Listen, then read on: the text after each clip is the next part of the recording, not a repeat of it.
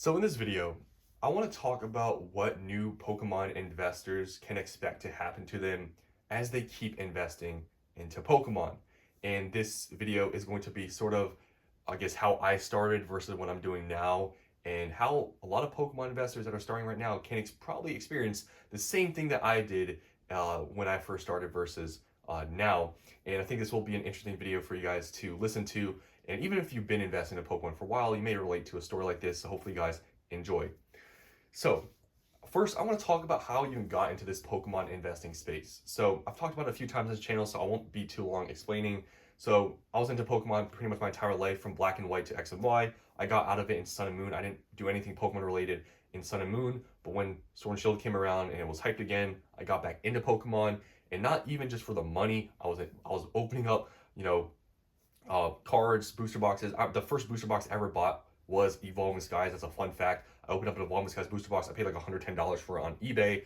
That's the first booster box I opened. I opened some other stuff as well. I think lost like thousands of dollars, and that's sort of where I cut the point. Like, okay, I'm gonna stop opening up stuff.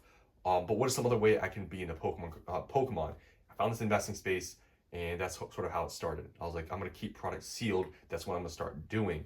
Now, even when I found out, like, okay, there's this investing space, whatever, it wasn't super crazy back then. The investing space 4 years ago versus now was completely different. So there were videos that talked about, I saw sealed collections, people keeping stuff sealed, and I'm like, you know what, I'm gonna do that myself. But guys, when I first started, I was doing it in a very, very small amount.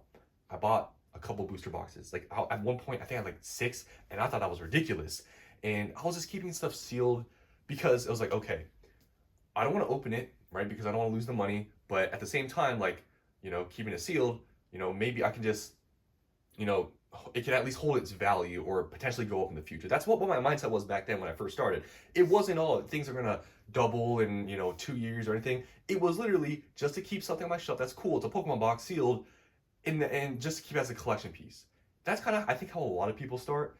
You start doing it, this investing thing, sort of unintentionally, more collecting, right? And that's how I started. And even, when I first started this channel, it wasn't an investing channel, obviously, but it still was investing slash collecting, right? When I first started this channel. But definitely it did evolve from when I did first start like 4 years ago, because back then I literally had maybe a couple booster boxes.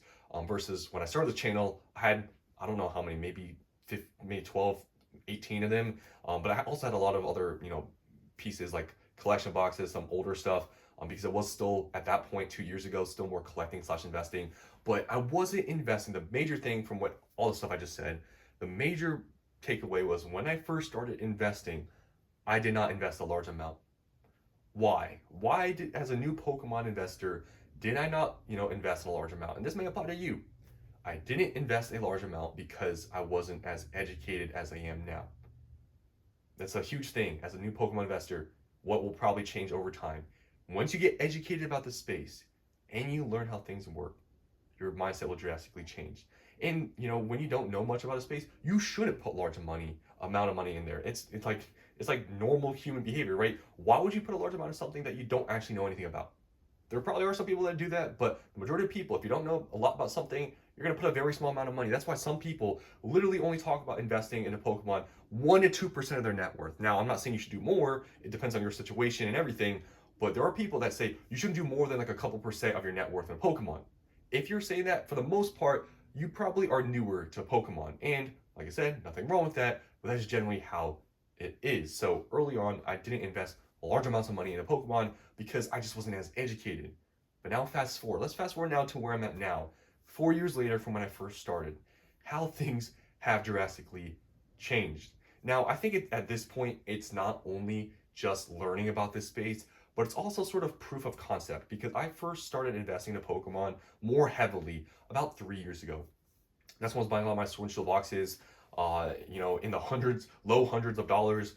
And now, we fast forward 4 years later, some of those booster boxes are anywhere from $500 to $1,000. If if I still had Evolving Skies, it would have been better, but I don't. But regardless, like Fusion Strike, Lost Origin, Chilling Reign, Silver Tempest, Brilliant Stars, all these booster boxes I have now, from where I bought them versus now, I've seen some pretty good gains. So I guess also Now, fast forward, I have seen more proof of concept, seeing the actual gains. But moving on from that, the main thing is learning the knowledge of the space. Has I've learned a lot over the time, and that's how I've gotten, you could say, more comfortable with investing large amounts of money in this space. Now, being comfortable with investing large amounts is sort of, could be seen to be a negative thing, because if you're comfortable with something, you may be blindsided to the possible negatives, which definitely can be a thing for some people. But for me, I feel like I am pretty knowledgeable to the point where I can see both sides, the negatives and the positives. And honestly, at this point, doing this for this long and seeing how this market works, why it works, I feel still that me investing a larger amount of money isn't super risky. Like, I'm not naive to the fact that possibly maybe I am blindsided, but I believe truly from learning about this space, it's not crazy that I'm doing this. And I have learned a lot over the time, and looking at the gains we've seen previously, what's going on now currently in this market, what the future outlook of it, Pokemon is. I'm much more comfortable investing a large amount of money now, more than I was in the beginning, because in the beginning you don't really understand, I guess, why or what is a good buy or how things should work. For example, in the beginning, I didn't know things about really print runs. I didn't know things about reprints. I didn't really understand what were extremely good sets and what wasn't, why things are maybe better buys than others. I didn't understand that. I mean, early on, you can see I was buying a lot of random stuff, checklist blisters, collection boxes, all these other things, and none of that stuff is bad, but obviously I didn't know at the time. For example, booster boxes were the main things I should have been buying. I should just buying everything in booster boxes. I would have probably done a lot better in the long term if I just bought booster boxes, but I didn't, right? Because I didn't know that. I didn't know the Pokemon Center ETBs. Obviously now that's more also just proof of concept of how they've been performing. Guys, I should have bought so many 151 PCTBs. I should have bought Obsidian Flames PCTBs when they were available. All that stuff. I didn't know, PCTBs could be like this. I didn't know all this stuff that I do now, and therefore I'm, much more comfortable and I'm a lot more knowledgeable now, where I'm fine investing in large amounts. So what I'm trying to get at in this video is that if you're investing in a Pokemon right now, right, and you're a new Pokemon investor, there is likely more people now than ever that are new to Pokemon investing. They're investing large amounts because there's more knowledge out there now, and there's a lot more proof of concept as well. But if you're investing a small amount now, all I'm trying to say is, as you keep investing in Pokemon, don't be surprised if you end up like me or doing a larger amount. Because right now, if you're maybe still skeptical about this space, which is very possible, there's a lot of people calling this a bubble, nothing's going to be worth anything because there's too many people hoarding. That stuff is being said. So maybe you're skeptical about this space, you're a new Pokemon investor, maybe you're watching this video. Don't be surprised. If you keep up with this space, you learn more about this space, how things work, why things work, what products are going to buy, the price appreciation you can really see with some of these things. Don't be surprised in a couple of years, you look back at what you were doing, when you first started versus what you're doing then, that things could have drastically changed, and maybe you're investing a way larger amount of money than you first did.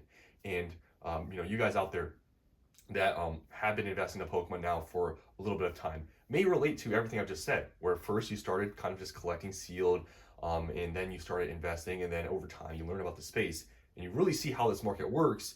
You get a lot more comfortable spending large amounts of money because you understand it, and now you could possibly doing it in a very large scale. So that's all I want to talk about in this video, is more of just a general talk of, if you're a new Pokemon investor, things can drastically change in a few years. It definitely did with me. You guys can literally see it, in your face from the first video I made on this channel versus now what I'm doing. It's very different, and it's just because over time I've learned a lot. And as a new Pokemon investor, once you learn a lot about the space, you will probably start investing a large amount of money compared to what you're doing right now. So that's all I want to talk about in this video. Hope you guys enjoyed, and I'll see you in the next one.